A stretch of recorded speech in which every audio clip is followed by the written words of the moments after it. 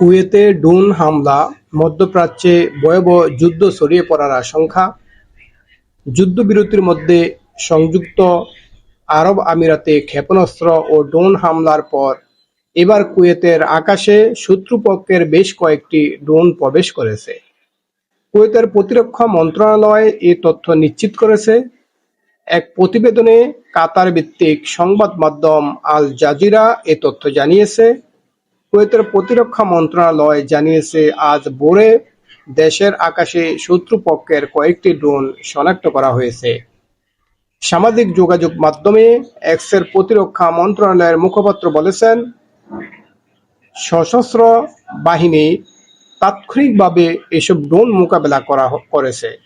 তবে এসব ড্রোন কারা ছড়েছে এবং ড্রোন হামলায় কি পরিমাণ ক্ষয়ক্ষতি বা হতাহতের ঘটনা ঘটেছে সেই সম্পর্কে কুয়েতের পক্ষ থেকে বিস্তারিত কিছু জানা যায়নি। এর আগে আরব আমিরাত তাদের দেশে সাম্প্রতিক সপ্তাহগুলোতে ক্ষেপণাস্ত্র ও ড্রোন হামলার জন্য ইরানকে দায়ী করে। ইরানের কর্মকর্তারা সম্প্রতি আরব আমিরাতকে পৃথিবীর মানচিত্র থেকে মুছে ফেলার হুমকি দেন। আরবের বেশিরভাগ মুসলিম দেশই ইরানের বিরুদ্ধে যুক্তরাষ্ট্র ও ইসরায়েলের যুদ্ধ আরও দীর্ঘস্থায়ী চায়। দেশগুলো ইরানকে সাময়িকভাবে একেবারে পঙ্গু করে দেওয়ার জন্য মার্কিন প্রেসিডেন্ট ডোনাল্ড ট্রাম্পকে চাপ দিয়ে যাচ্ছে।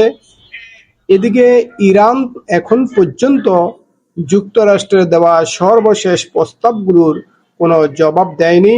এছাড়া হরমুজ প্রণালীতে গত সপ্তাহে যুক্তরাষ্ট্র ও ইরানের মধ্যে পাল্টাপাল্টি হামলার ঘটনা ঘটেছে।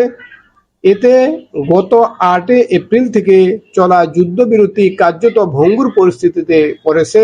একই সঙ্গে মধ্যপ্রাচ্যে বিভিন্ন দেশে হামলার ঘটনা অঞ্চলটিতে নতুন করে যুদ্ধ ছড়িয়ে পড়ার সংখ্যা দেখা দিয়েছে।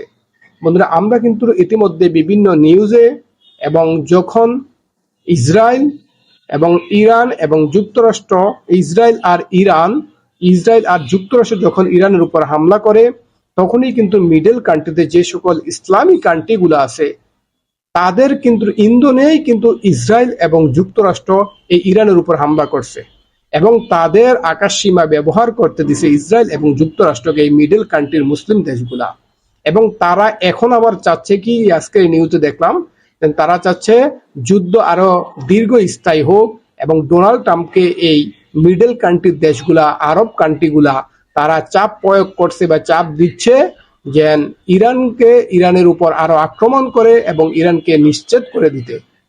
এই হলো তাদের অবস্থা মিডল কান্ট্রির। আসলে সবাই এখন হয়ে গেছে পাও চাটা দালাল হয়ে গেছে। কে কার পাও চাটতে পারবে বেশি, সেই তার কাছে চলে আসবে বেশি। এই হলো আমাদের বর্তমান অবস্থা বন্ধুরা।